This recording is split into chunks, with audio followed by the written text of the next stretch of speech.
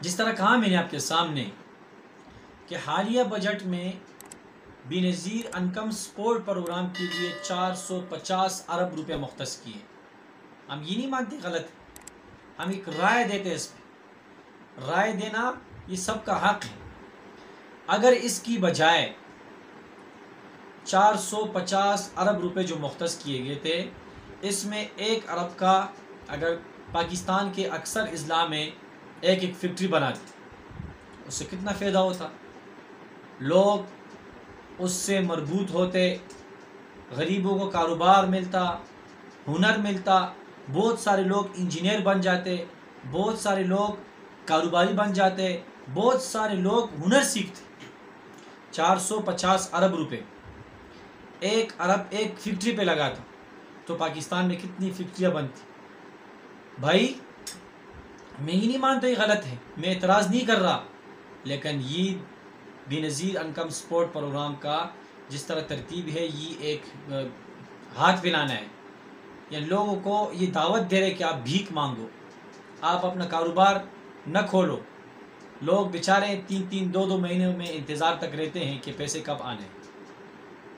جس طرح ایک دیہاتی آپ صلی اللہ علیہ وسلم کی مجلس میں حاضر ہوا اور بھیک مانگنے کی غرض سے آپ صلی اللہ علیہ وسلم نے منع کیا اور اس سے کہا کہ چادر دو اپنا. اس سے ایک چادر لیا اور ہاتھ میں اس کا پیالہ تھا، وہ لیا اور وہ آپ صلی اللہ علیہ وسلم نے آگے بھیج لیا. اور وہ بیچ کے اس کے جتنے پیسے تھے اس کی کلاڑی خرید لیا.